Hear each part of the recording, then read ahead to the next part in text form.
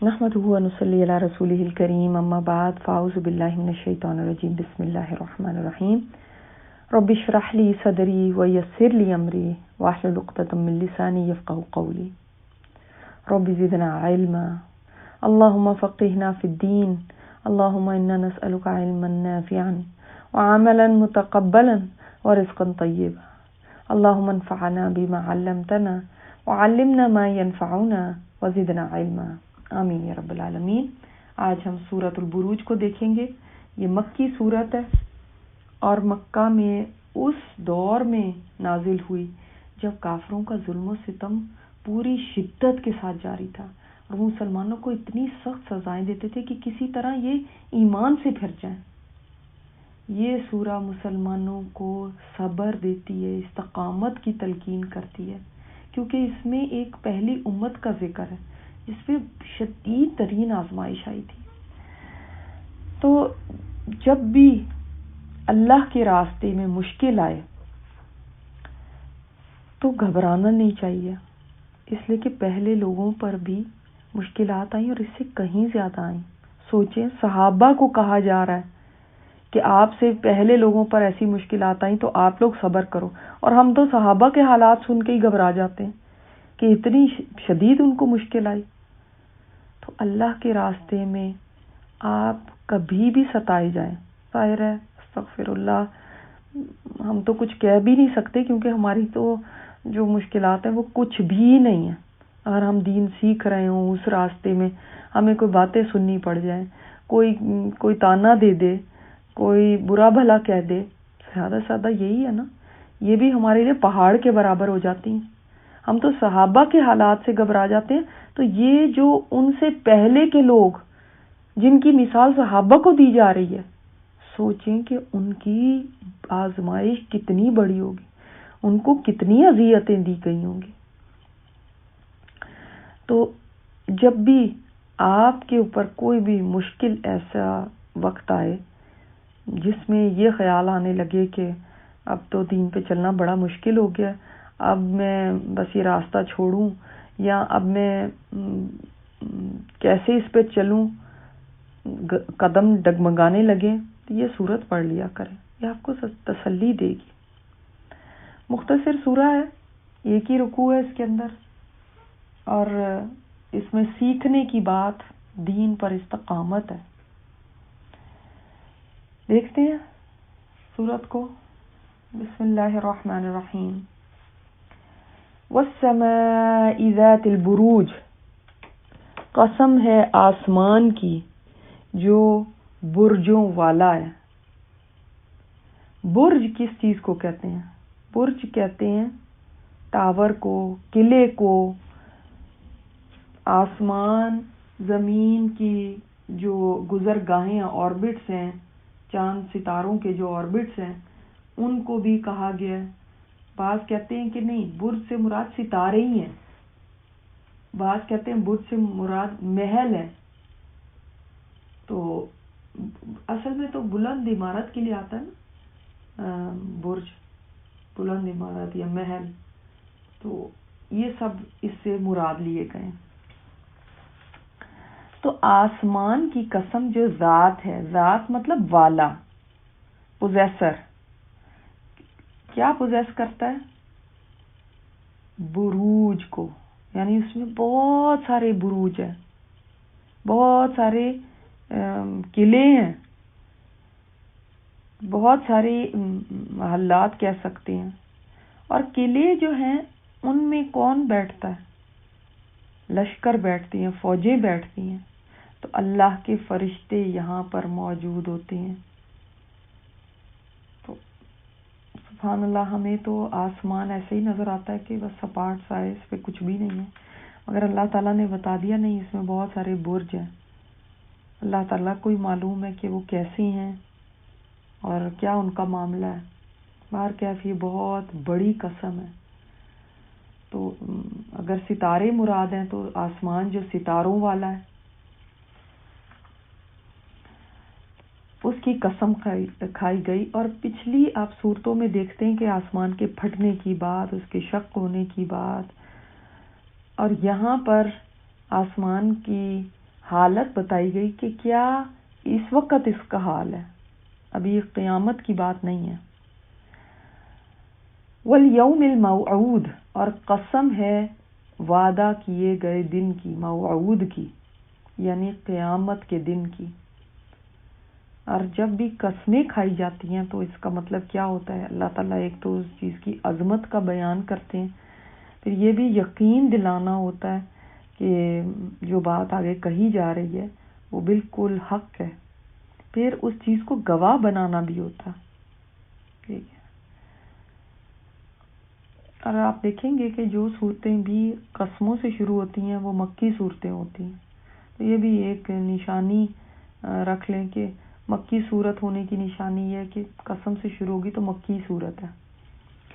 وشاہد و مشہود، اور دیکھنے والے کی، شاہد ہوتا ہے دیکھنے والا یا گواہ جس کو ہم کہتے ہیں، اس کو بھی شاہد کہتے ہیں، اور مشہود وہ چیز جس پر گواہی دی جائے یا جس کو دیکھا جائے۔ اب یہ جو آیت ہے تو اتنی مختصر، لیکن سبحان اللہ اس میں ایک پورا جہان ہے، کیونکہ علماء نے یہ کیا چیزیں ہیں جو شاہد ہیں اور مشہود ہے، اس کے بارے میں 40 سے بھی زائد آراء ہیں علماء کی کہ دیکھنے والا کون ہے اور جس کو دیکھا جائے، یا گواہ کون ہے اور جس پہ گواہی دی جائے وہ کون ہے۔ دیکھیں اگر آپ جنرلی بات بھی کریں تو ہر ایک کسی نہ کسی کو واچ کر رہا ہے، اور جس کو واچ کیا جا رہا ہے وہ بھی کوئی چیز ہے، ایک شاہد ہو گیا اور ایک مشہود ہو گیا۔ مثلا ماں ہے وہ شاہد ہے اور بچے مشہود ہیں، ماں بچوں کو واچ کرتی ہے نا۔ اسی طرح آپ جانور چرند پرند دیکھ لیں، وہ بھی اپنے بچوں کو، اپنی فیملی کو واچ کر رہے ہیں، اور جو ان کی فیملی ہو گئی وہ مشہود ہو گئی۔ ایک جنرل بات تو یہ بھی ہے۔ تو اس لحاظ سے دیکھا جائے تو ہر ایک کسی نہ کسی پر مشہود ہے، ٹھیک ہے۔ لیکن علماء نے جو ان کے معنی لیے ہیں، ایک تو قیامت کا دن جو آنے والا ہے جس پر ہم شاہد ہوں گے، اور قیامت کا دن کیا ہوگا؟ مشہود ہوگا، یعنی ہم دیکھ رہے ہوں گے اور جو کچھ سین سامنے چل رہا ہے وہ مشہود ہے، اس کو دیکھا جا رہا ہے۔ پھر ساری کائنات لا الہ الا اللہ پکار رہی ہے، تو یہ شاہد ہے، گواہ ہے، اور مشہود کیا ہے؟ جس چیز کے اوپر جو چیز گواہی دی جا رہی ہے وہ لا الہ الا اللہ ہے۔ اسی طرح اللہ تعالی شاہد ہے ہر چیز پر، اور باقی چیزیں سب مشہود ہیں، چاہے وہ انسان ہے چاہے دوسری چیزیں۔ اللہ تعالیٰ ان کے خود دیکھ رہا ہے، ان کی نگرانی کر رہا ہے، ان کے اوپر گواہ ہے۔ وَكَفَى بِاللَّهِ شَهِيدًا بھی آتا ہے نا، اللہ ہی ہے کافی گواہ، تو یہ سب کچھ مشہود ہے۔ اسی طرح عرب لوگ سفر کیا کرتے تھے تو اپنے سفروں میں وہ تباہ شدہ بستیوں کو دیکھتے تھے، تو وہ شاہد ہیں اور یہ بستیاں مشہود ہیں۔ پھر قیامت کے دن کو انسان دیکھے گا تو فرشتوں کو اترتے ہوئے دیکھے گا تو انسان شاہد ہوگا، اور وہ جو فرشتے ہیں وہ مشہود ہیں۔ لیکن دنیا میں فرشتے شاہد ہیں، اس لیے کہ وہ ہمارے اعمال دیکھتے ہیں، وہ کرامن کاتبین جو لکھ رہے ہیں وہ ہمارے اعمال دیکھ رہے ہیں نا، تو ہمارے اعمال مشہود ہیں۔ پھر یہ بھی کہ آپ صلی اللہ علیہ وسلم شاہد ہیں، اور کیا ہے؟ جبرائیل مشہود ہے کہ جب وہ پورے افق پر چھا گئے تھے آپ صلی اللہ علیہ وسلم نے دیکھا تھا، اور دیکھے جانے والے کون تھے؟ جبرائیل علیہ السلام۔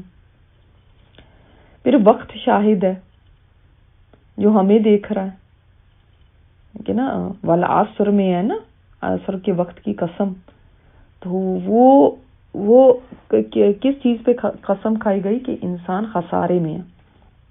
اس کا مطلب زمانہ، وقت شاہد ہے، اور جو ہمارا خسارہ ہے وہ مشہود ہے. وقت کے سامنے کوئی آ رہا ہے، کوئی جا رہا ہے، اور یہ بس دیکھتا ہی جا رہا ہے، اور انسان مشہود ہے، وقت ان کو دیکھ رہا ہے، انسانوں کا آنا جانا لگا ہوا ہے نا. اسی طرح قیامت میں انسان کے اعضاء، اس کے ہاتھ پیر، یہ سب شاہد ہوں گے، یہ گواہی دیں گے نا انسان کے خلاف، اور انسان مشہود ہوگا، اس کے اعمال مشہود ہوں گے. جمعے کے دن کو بھی شاہد کہا گیا ہے، جو ہمارے اعمال کو دیکھتا ہے، یہ ہم کیا عمل کرتے ہیں جمعے کے دن، اور قیامت کے دن یہ گواہی دے گا تو ہمارے اعمال مشہود ہیں. سوچیں آپ، یہ جمعے کا دن آیا ہے تو ہر جمعہ یہ دیکھتا ہے کہ یہ کیا کام کر رہے ہیں میرے اندر، قرآن پڑھ رہے ہیں، سورہ کہف پڑھ رہے ہیں، جمعہ پڑھ رہے ہیں، دعائیں کر رہے ہیں، درود پڑھ رہے ہیں. تو یہ جمعے کا دن دیکھتا ہے، یہ بھی شاہد ہے، کیونکہ گواہ بنے گا نا قیامت کے دن. تو گواہی کب دے سکتا ہے؟ جب وہ کوئی چیز وٹنس کرتا ہے نا، جب کچھ دیکھتا ہے. تو یہ دیکھ رہا ہے. اور قیامت کے دن تو آپ صلی اللہ علیہ وسلم شاہد ہوں گے، اور مشہود کون ہوگا؟ آپ صلی اللہ علیہ وسلم کی امت. اسی لیے تو سورہ نساء کی وہ آیت پڑھ کر آپ صلی اللہ علیہ وسلم سن کر رو پڑے تھے. قیامت کے دن آپ کو گواہی دینی پڑے گی اپنی امت کے اوپر، اور یہ امت بھی شاہد ہے. اور مشہود کون ہوگا؟ جو بھی دوسری امتیں ہوں گی. پھر آسمان شاہد ہے اس پر جو بھی اس کے نیچے ہو رہا ہے، کیونکہ یہ بھی گواہی دے گا، یہ بھی دیکھ رہا ہے. مشہود وہ ہے جو کہ اس کے نیچے ہے. پھر زمین گواہ ہے ہمارے اعمال پر، وہ بھی گواہی دے گی. یہ بھی قیامت کے دن اپنی خبریں نکال باہر کرے گی. اب اسی بارے میں اسی لیے ابن قیم نے فرمایا کہ اگر مخلوق شاہد ہے مخلوق کے نظام کو چلانے کے لیے، یعنی ہم سب کسی نہ کسی کے اوپر شاہد ہیں نا، تو اللہ کیوں نہ شاہد ہوگا اپنی مخلوق پہ. اور یہاں سے بڑی ایک اور بات ہمیں پتہ چلتی ہے، ہم دیکھ رہے ہیں کہ زمین بھی شاہد ہے، آسمان بھی شاہد ہے، فرشتے بھی شاہد ہیں ہم پہ. پھر آپ دیکھتے ہیں کہ ہمارے اعضاء بھی شاہد ہیں. اس کے باوجود ہم سمجھتے ہیں کہ ہم بچ جائیں گے، کچھ کر لیں گے تو کچھ کسی کو پتہ نہیں چلے گا. کیا فرق پڑتا ہے اس سے؟ ہم سمجھتے ہیں ہم کبھی اکیلے بھی ہیں، ادھر وہ دیوار شاہد ہیں، یہ بھی بولیں گے. تو ہم تو کہیں بھی بچ نہیں سکتے. پوری سرویلنس ہو رہی ہے ہماری، پوری مانیٹرنگ چل رہی ہے ہماری. اور یہ بات بڑی ڈرا دینے والی ہے. کرامن کاتبین تو بیٹھے لکھ ہی رہے ہیں. ان کے بارے میں تو آیا نا، پہلے ہم نے پڑھا ہے کہ وہ تو نہ سوتے ہیں، نہ اونگتے ہیں، نہ کہیں باتھ روم جاتے ہیں، نہ کوئی چھٹی کرتے ہیں، نہ ڈسٹریکٹ ہوتے ہیں. وہ تو بس لکھتے ہی چلے جا رہے ہیں. تو ان کی تو نگرانی ہے ہی.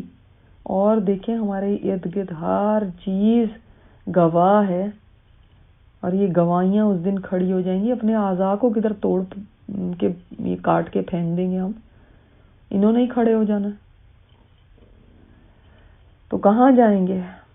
یہ احساس ہی اگر انسان کو ہو جائے نا تو انسان سیدھا ہو جائے. یہ شاہد ہیں، اور سب سے اوپر تو اللہ خود شاہد ہے، یعنی ہم سب مشہود ہیں. تو بڑی ڈیپتھ ہے اس ایک آیت میں. آپ دیکھیں یہ گواہیاں آئیں، اور اس کے بعد آیا قتل اصحاب الاخدود، مارے گئے خندقوں والے. اخدود کہتے ہیں گڑھے کو، جو ریکٹینگولر لمبا چوڑا ایک گڑھا کھودا جائے اس کو کہتے ہیں خد. تو خندقوں والے مارے گئے. قتل کا جو لفظ ہے نا، ایک تو یہ بددعا کے لیے بھی آتا ہے، ماضی کا لفظ ہے، وہ مارا گیا. اس میں مارا گیا کا مطلب یعنی قتل ہونا نہیں ہے ضروری، بلکہ جیسے ہم بددعا میں کہتے ہیں خدا کی مار ہو اس کے اوپر، جیسے ہم کہتے ہیں اس کا بیڑا غرق ہو. تو اصحاب الاخدود مارے گئے، یہ اس کے پیچھے بھی ایک واقعہ ہے جو ہم دیکھتے ہیں. اور دوسرا اس کا یہ بھی معنی کیا گیا ہے، مارے گئے یعنی they were killed، یعنی قتل کر دیے گئے اخدود والے. تو یہ کون تھے اخدود والے؟ صحیح مسلم میں روایت آتی ہے اس کے بارے میں، آپ صلی اللہ علیہ وسلم نے ہمیں خود ان کی تفصیل بتائی ہے کہ گزشتہ زمانے میں ایک بادشاہ کا جادوگر اور نجومی تھا، اور بعض روایات سے پتہ چلتا ہے یہ وقت تھا یعنی عیسیٰ علیہ السلام اور آپ صلی اللہ علیہ وسلم کے درمیان جو زمانہ ہے نا، ٹائم ہے، اس میں یہ واقعہ ہوا تھا. تو بادشاہ کا جو جادوگر تھا، نجومی تھا، جب وہ بوڑھا ہو گیا تو اس نے بادشاہ سے کہا کہ میں تو بہت بوڑھا ہو گیا ہوں، تو کوئی ایک ذہین لڑکا میرے سپرد کر دو تاکہ میں اس کو جادو سکھا دوں. تو چنانچہ بادشاہ نے ایک سمجھدار لڑکا تلاش کر کے اس کی طرف بھیجنا شروع کر دیا جسے وہ جادو سکھاتا تھا. اب اس بچے کے راستے میں ایک راہب کا ٹھکانہ تھا. وہ لڑکا جب بھی جادوگر کے پاس جاتا تو راہب کے پاس بھی تھوڑی دیر کے لیے ٹھہر جاتا. اس لڑکے نے جب اس کی باتیں سنی تو اس کو اچھی لگی، چنانچہ جب بھی وہ جادوگر کے پاس جاتا تو گزرتے ہوئے راہب کے پاس باتیں سیکھتا، علم لیتا. جادوگر کے پاس دیر سے جانے کی وجہ سے جادوگر اسے مارتا. اس نے راہب کو بتایا. راہب نے کہا کہ جب تمہیں جادوگر سے مار کر ڈر ہو تو کہہ دیا کرو میرے گھر والوں نے روک لیا. جب گھر والوں کے پاس دیر سے پہنچتا تو وہ مارتے. تو راہب نے کہا جب گھر والوں سے ڈر ہو تو کہہ دیا کرو مجھے جادوگر نے روک دیا. اسی طرح دن گزرتے رہے. ایک دن لڑکے نے اپنے راستے میں ایک بہت بڑا جانور دیکھا، شاید کوئی شیر تھا جس نے لوگوں کا راستہ روک رکھا تھا. لڑکے نے دل میں کہا آج کے دن میں جان لوں گا کہ جادوگر بہتر ہے یا راہب. اس نے ایک پتھر پکڑا اور کہا اے اللہ، اگر راہب کا معاملہ تیرے نزدیک جادوگر کے معاملے سے بہتر اور پسندیدہ ہے تو اس جانور کو مار دے تاکہ لوگوں کا راستہ کھل جائے. یہ کہہ کر اس نے پتھر اس جانور کی طرف پھینکا جس سے وہ ہلاک ہو گیا اور لوگ گزر گئے. لڑکا راہب کے پاس آیا اور اسے یہ واقعہ بتایا. راہب نے کہا بیٹے آج تو مجھ سے افضل ہو گیا، تیرا معاملہ جہاں تک پہنچ چکا ہے وہ میں دیکھ رہا ہوں اور عنقریب تم آزمائے جاؤ گے. چنانچہ جب آزمائش کا مرحلہ آئے تو کسی کو میرے بارے میں نہ بتانا.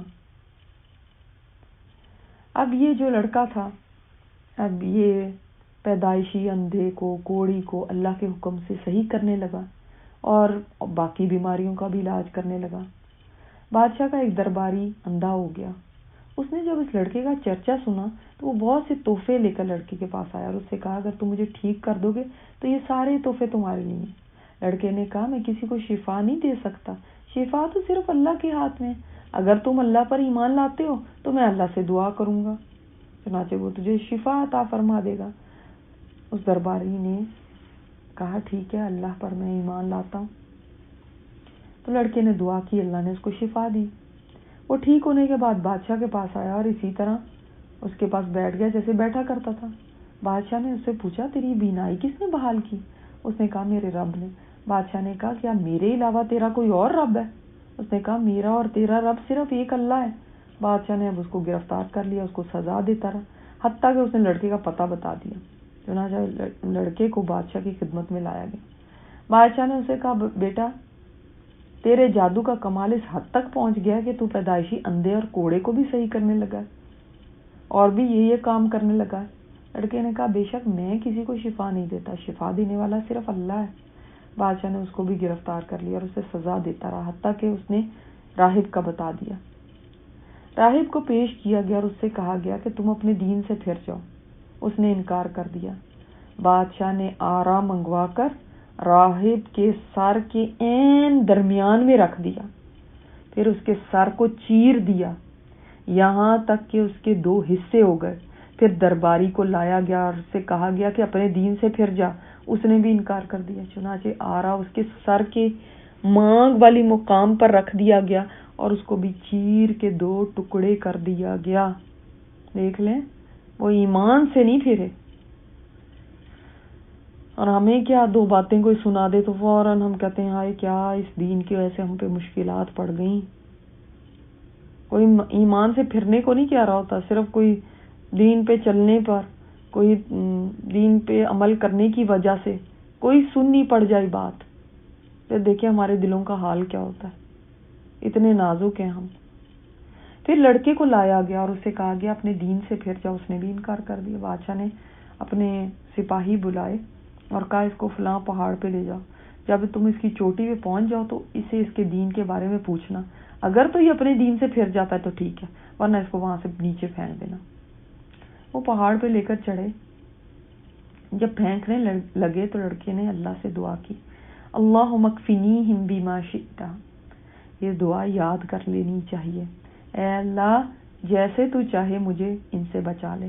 جب بھی کسی کا خطرہ ہو، کسی دشمن کا، کسی مخالف کا، تو یہ دعا آپ بھی پڑھ سکتے ہیں. مسنون دعاؤں میں سے آپ صلی اللہ علیہ وسلم نے ہمیں سکھا دی یہ دعا. چنانچہ پہاڑ لرزا جس سے وہ سب مر گئے اور اللہ نے لڑکے کو بچا لیا. لڑکا بادشاہ کے پاس پہنچ گیا. بادشاہ نے اس سے پوچھا تیرے ساتھیوں نے کیا کیا، یعنی وہ تو تجھے گرانے گئے تھے. لڑکے نے کہا اللہ نے مجھے بچا لیا. بادشاہ نے اسے پھر اپنے چند خاص آدمیوں کے سپرد کیا اور ان سے کہا اسے لے جاؤ، کشتی میں سوار کرو، سمندر کے درمیان میں لے جا کر اس سے پوچھو اگر یہ اپنے دین سے پھر جائے تو ٹھیک ہے، ورنہ اسے سمندر میں پھینک دینا. چنانچہ وہ اسے لے گئے. لڑکے نے کشتی میں بیٹھ کر دعا کی، اللہم اکفنیہم بما شئت. چنانچہ کشتی الٹ گئی، وہ سب پانی میں ڈوب گئے اور اللہ نے اس کو بچا لیا. لڑکا پھر بادشاہ کے پاس آ گیا. بادشاہ نے پوچھا کہ ان لوگوں کا کیا بنا؟ لڑکے نے کہا اللہ نے مجھے ان سے بچا لیا. پھر لڑکے نے بادشاہ سے کہا تو مجھے اس وقت تک قتل نہیں کر سکتا جب تک تو وہ طریقہ اختیار نہ کرے جو میں تجھے بتاؤں. بادشاہ نے کہا وہ طریقہ کیا ہے؟ لڑکے نے کہا تم لوگوں کو ایک کھلے میدان میں جمع کرو اور مجھے سولی دینے کے لیے ایک تنے پر چڑھا دو. پھر میرے ترکش سے ایک تیر نکال کر اسے کمان کے چلے میں رکھ کر اور یہ الفاظ پڑھ کے مجھے تیر مارنا، بسم اللہ رب الغلام، بسم اللہ رب الغلام. رب الغلام اللہ کے نام کے ساتھ جو لڑکے کا رب ہے. اس لڑکے کا غلام مطلب لڑکا، اس لڑکے کا جو رب ہے، یعنی میں اس رب کے نام سے تیر مارتا ہوں. جب تم ایسا کرو گے تو مجھے قتل کرنے میں کامیاب ہو جاؤ گے. چنانچہ بادشاہ نے سب لوگوں کو ایک میدان میں جمع کر لیا. لڑکے کو سولی دینے کے لیے لکڑی کے تنے پر چڑھا دیا. پھر اسی طرح تیر نکالا اور ایسے ہی کہہ کے اور مارا. تیر لڑکے کی کنپٹی پہ لگا. اس نے اپنا ہاتھ اپنی کنپٹی پہ رکھا اور فوت ہو گیا. لوگوں نے جب یہ دیکھا تو بے ساختہ پکار اٹھے، ہم اس لڑکے کے رب پر ایمان لاتے ہیں، ہم اس لڑکے کے رب پر ایمان لاتے ہیں، ہم اس لڑکے کے رب پر ایمان لاتے ہیں. کسی نے بادشاہ سے کہا جس چیز سے تو ڈرتا تھا اللہ کی قسم وہی ہوا، تیرا خطرہ سامنے آ گیا، سب لوگ ایمان لے آئے ہیں. اب بادشاہ نے کہا یہ تو مسئلہ اور بڑھ گیا. اس نے کیا کیا، راستوں کے کناروں پر خندقیں کھودنے کا حکم دیا. جب خندقیں کھود دی گئیں تو ان میں خوب آگ بھڑکائی گئی اور بادشاہ کی طرف سے حکم ہوا کہ جو اس لڑکے کے دین سے نہ پھرے اسے آگ میں ڈال دو، یا اس سے کہو کہ تم خود ہی آگ میں داخل ہو جاؤ. اس طرح ایماندار آتے رہے اور آگ میں کودتے رہے، یہاں تک ایک عورت آئی، اس کے ساتھ ایک بچہ تھا. وہ عورت آگ میں گرنے سے جھجکی تو اس بچے نے کہا ماں صبر کر،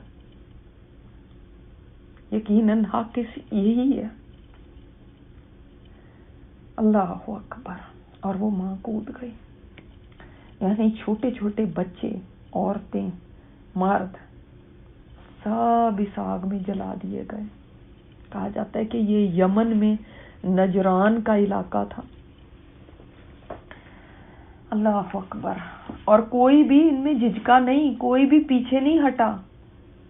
اور یعنی دودھ پیتے بچوں کو، یہ بھی بچہ ان بچوں میں سے ہے جو یعنی جن بچوں نے کلام کیا نا ماں کی گود میں، یہ ان بچوں میں سے ہے. سبحان اللہ. اور یہ بھی آتا ہے روایات میں کہ حضرت عمر کے زمانے میں ایک جگہ پر کھدائی کی گئی، تو وہاں نجران کے علاقے میں، تو وہاں پر اس لڑکے کا جسم نکلا. آپ بیٹھے ہوئے ہیں، سر پہ جس جگہ چوٹ آئی تھی وہیں کا وہیں ہاتھ ہے، اور ہاتھ اگر ہٹاتے ہیں تو خون بہنے لگتا ہے، پھر ہاتھ کو چھوڑ دیتے تو ہاتھ اپنی جگہ پہ چلا جاتا ہے اور خون تھم جاتا ہے. ہاتھ کی انگلی میں انگوٹھی بھی ہے جس پہ لکھا ہوا ہے ربی اللہ، میرا رب اللہ ہے. چنانچہ حضرت عمر نے فرمان جاری کیا کہ اس کو یوں ہی رہنے دو، اوپر مٹی ڈال دو اور بے نشان کر دو اس کو، تاکہ لوگ آ کے پھر اس جگہ کوئی نہ پوجنے لگے. تو دیکھ لیں لوگوں نے کیسی کیسی قربانیاں دی ہوئی اس دین کے لیے. آسان بات نہیں ہے، ایک پڑھ لینا آسان ہے، لیکن سوچیں جب کہا جاتا ہے 20,000 لوگوں کو اس طرح خندقوں میں ڈالا گیا. اللہ اکبر. انہوں نے زندگی کی قربانی دینا قبول کیا، لیکن دین کو چھوڑنا قبول نہیں کیا.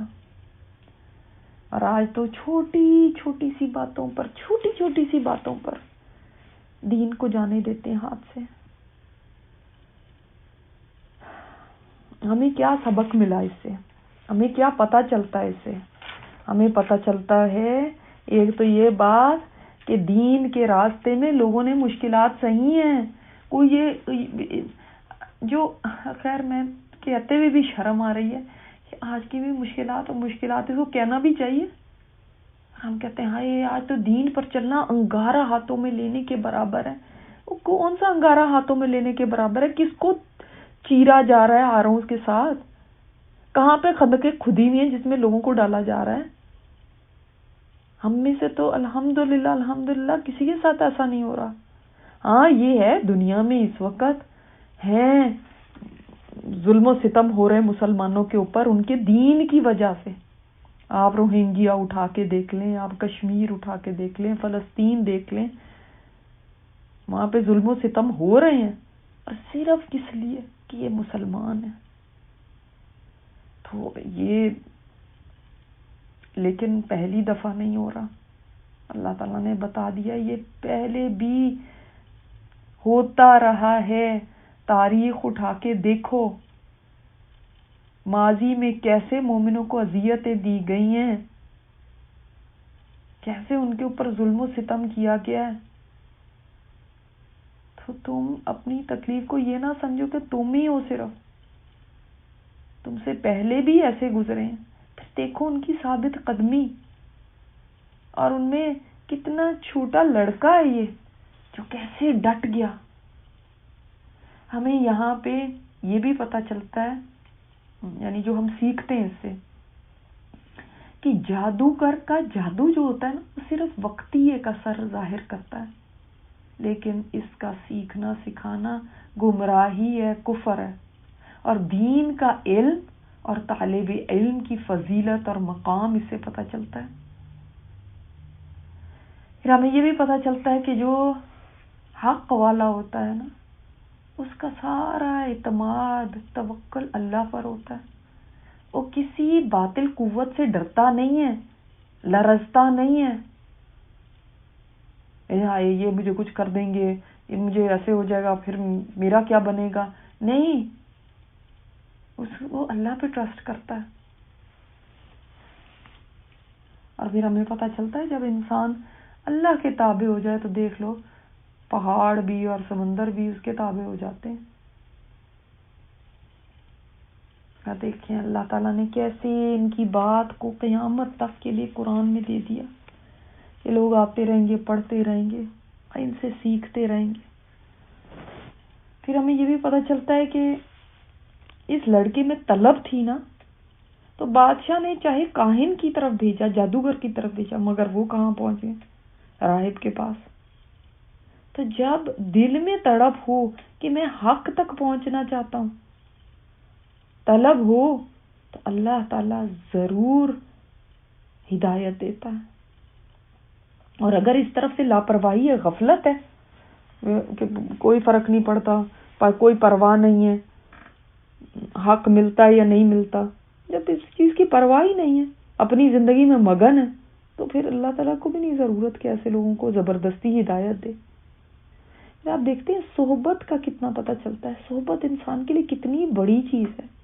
اس لڑکے کو ایک راہب کی صحبت اللہ تعالیٰ نے دی تو نتیجے میں ایمان کی دولت اس کو ملی، اور صرف اپنے لیے نہیں دوسروں کے لیے بھی اصلاح کا ذریعہ بن گیا.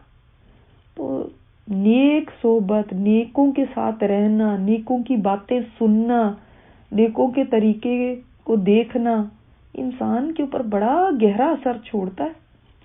اس لیے اس کی خواہش کرنی چاہیے، اس کی دعا کرنی چاہیے، اللہ تعالیٰ مجھے نیکوں کی صحبت عطا فرما. اور پھر ہمیں بہت بڑی یہ چیز ایک اور پتہ چلتی ہے کہ جو لوگ مسلمانوں پر ان کے ایمان کی وجہ سے ظلم و ستم ڈھاتے ہیں، ان کے بارے میں آیا قتل اصحاب الاخدود. اللہ تعالیٰ نے ان کے خوفناک جو انجام ہے اس کی طرف اشارہ کر دیا کہ ان کا کیا حال ہوگا. یہ جو خندقوں والے ہیں جنہوں نے خندقیں آگ سے بھری اور مومنوں کے لیے تیار کی کہ ان کے جلنے کا مزہ دیکھیں. النار ذات الوقود، ایسی آگ تھی جو ایندھن والی تھی. یعنی ایندھن اس آگ کا کیا تھا کہ بھری ہوگی لکڑیوں سے یا تیل کے ساتھ، کہ اس کو اس میں آگ جب لگائی تھی نا تو وہ پھر مسلسل بھڑک رہی تھی. بہت بڑی آگ جلائی تھی انہوں نے، اور اس کے اندر جب مومنوں کو ڈال رہے تھے تو وہ آگ تو مسلسل بھڑک ہی رہی تھی کیونکہ اس میں لکڑی ہے، وہ تو بجھ نہیں رہی تھی.